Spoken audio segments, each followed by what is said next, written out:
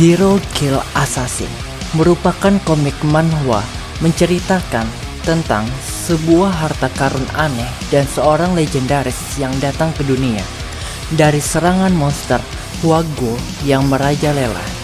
Orang-orang berada dalam kesulitan. Saat ini, kelompok Black Demon dengan tujuan membela manusia dan membunuh monster yang muncul.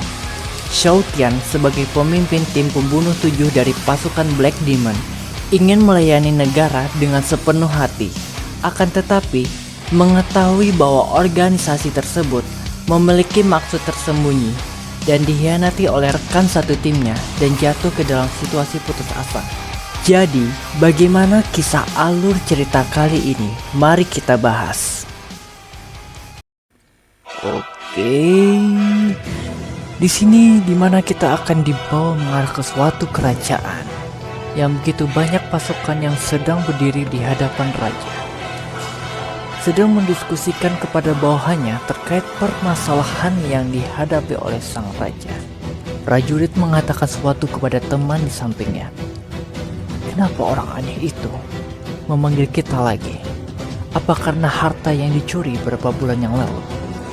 Seolah membisikkan permasalahan yang belum dapat diselesaikan oleh prajurit. Pelaku pencurian belum diketahui pasti siapa pelaku atas semua ini. Bawahan raja menyampaikan pesan untuk prajuritnya untuk mencari keberadaan harta Raja Chaiyong, dan bagi mereka yang melaporkan keberadaan Prakmo, orang yang mencuri harta raja akan mendapatkan sebuah kekayaan, promosi jabatan, dan wanita. Sang raja begitu sangat kesal dan marah dikarenakan harta masih belum ditemukan sampai saat ini. Sang raja berkata, cari harta itu sampai ketemu, jangan sampai orang lain memilikinya. Dalam hati mengatakan, sial, sebenarnya harta itu bukanlah milikku, tapi milik mereka. Tiba-tiba ada sosok aneh di belakang sang raja yang mengatakan, apa kau sudah siap menerima resikonya? Sang raja sangat panik sudah ada di belakang dia untuk mengambil harta mereka yang telah disimpan oleh sang raja. Raja pun memohon untuk memberikan satu kesempatan bagi dirinya. Tiba-tiba tubuh sang raja dirasuki oleh sosok makhluk hitam. Bawahan raja mengatakan, pergilah, cari harta itu sekarang juga secepat mungkin. Prajurit mengeluh dikarenakan sudah berbulan-bulan hanya untuk mencari keberadaan harta tersebut. Membuat prajurit merasa kesal.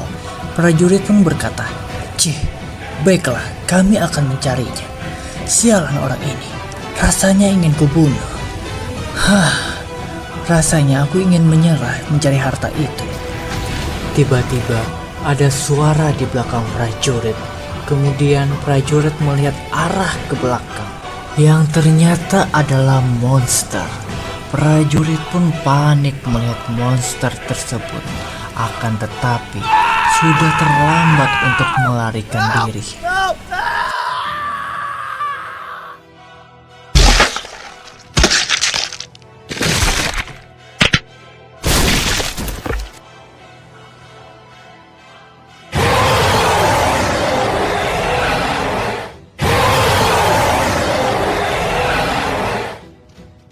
Bermulai pada tahun 1232 di kerajaan Hwago, dan orang-orang lainnya terbunuh oleh monster.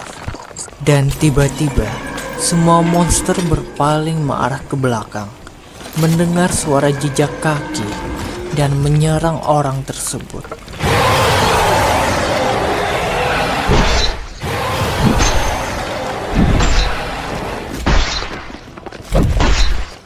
Pemimpin Black Demon bilang, dengarkan aku, mulai sekarang ini kita akan mencari harta Chaiyong.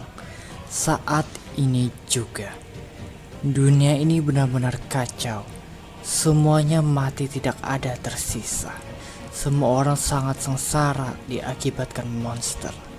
Kali ini aku akan berjanji akan membunuh siapapun yang menghalangi jalanku.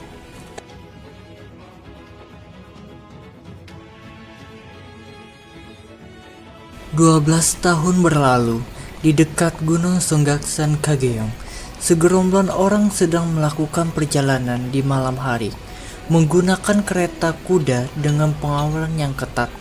Teman di sampingnya pun mulai berbicara mengatakan, "Sepertinya malam ini monster akan keluar." Teman di sampingnya pun merasa takut mendengar. "Astaga, jangan katakan itu. Kau membuatku takut saja." Ada rumor yang beredar kalau para kelompok di sekitar sini sebenarnya adalah monster. Jangan dengarkan mereka. Jika itu benar, bukankah semua orang di sekitar sini sudah lama mati? Apa kau tahu rumor kejadian yang terjadi di Huaguo 12 tahun yang lalu? Tentu saja aku tahu.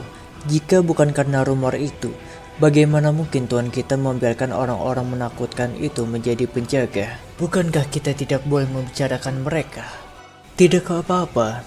Lagian mereka tidak mungkin mendengar kita. Kita akan marah ke seorang berbaju merah di dalam kereta yang sedang tertawa dikarenakan harta Cai yang ada di tangannya. Aku beruntung. Harta yang baru saja ku dapatkan, aku pikir adalah sampah. Ternyata adalah harta Chaiyong yang dicari oleh semua orang. Jika aku memberikan ini kepada Great General, hidupku pasti akan berubah. Tidak ada lagi yang bisa menantangku. Hahaha. Tunggu, apa yang terjadi? Kenapa semua orang berisik sekali? Semua rombongan kereta kuda mulai berhenti. Ada sosok raksasa melompat ke arah kereta kuda, mengakibatkan kereta mereka hancur berkeping-keping. Sial! Monster! Apa yang terjadi? Monster raksasa mengatakan suatu. Bunuh mereka. Dan ada sosok anak kecil yang menendang dari atas mengatakan, "Tenangkan dirimu, bodoh." Jadi dia adalah Tini, teman-teman. Dengan julukannya adalah Phaeton. Sedangkan badan raksasa adalah Tessie. Julukannya adalah monster batu. Orang yang mendarik kereta kuda mengatakan, "Apa yang kalian lakukan? Cepat, semuanya lari." Tini mengatakan, "Aku tidak butuh nyawa kalian. Tinggalkan barang kalian dan enyahlah." Dalam hati mengatakan, "Kupikir aku hanya perlu menakutinya." Tini pun mulai bingung dengan sosok orang yang dihadapannya. Kenapa kalian tidak lari? Ketua tim berjalan mengarah sosok monster tersebut yang mengatakan, "Aku sudah tahu kalau kalian mengincar harta Chaiyong. Akhirnya kalian muncul juga, monster. Yang ternyata selama ini mereka adalah kumpulan divisi pemburu monster dan mereka bersiap untuk bertarung." Tini pun terkejut. "Kau?" Jadi dia adalah Li Feng, teman-teman. Sekelompok pemburu monster, Black Demon nomor 7. "Ini sudah berakhir, monster bodoh." Tini mengatakan, "Black Demon, minggir kau, atau kalian ingin mati." Li Feng pun menjawab, "Oh, kau sepertinya meremehkan kami. Kalian hanya sekelompok pecundang, sangat mudah bagi kami menangkap kalian. Sampai kapan kamu bermalas-malasan? Cepat dan keluarlah, Xiaotian." Dan akhirnya MC kita pun muncul. Jadi dia adalah Xiaotian, merupakan kelompok pemburu monster nomor 6. Xiaotian pun bilang, "Itu hanyalah sekumpulan ikan kecil dan undang. Tidak bisakah kau menyelesaikannya sendiri? Apa terlalu berlebihan untuk rank 7 untuk melawan mereka berdua?" Li Feng pun menjawab, "Apa kau meremehkanku?" Xiaotian pun bilang, "Aku hanya mengatakannya saja.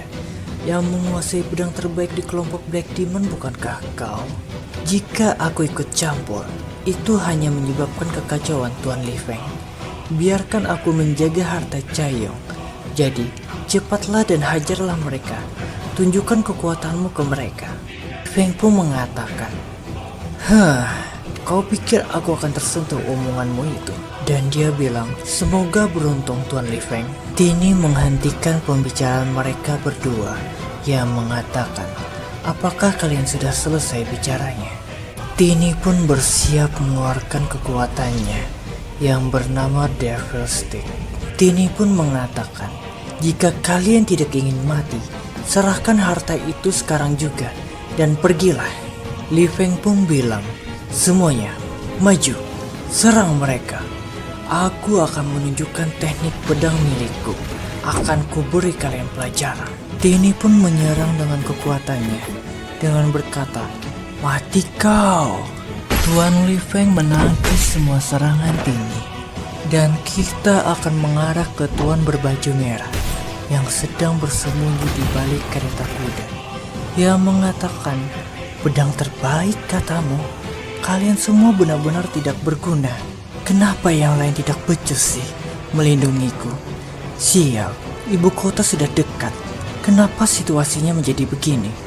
Ini adalah kesempatan bagiku untuk kabur.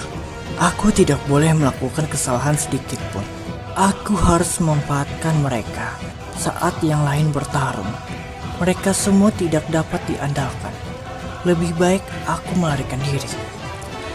Kita diperlihatkan Tuan berbaju merah sedang berlari.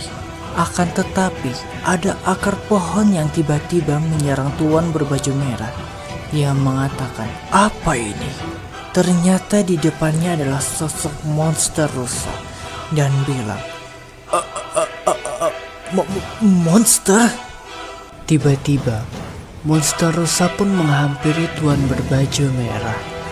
Dan monster rusa mengatakan, "Serahkan harta itu. Kalau tidak, aku akan membunuhmu."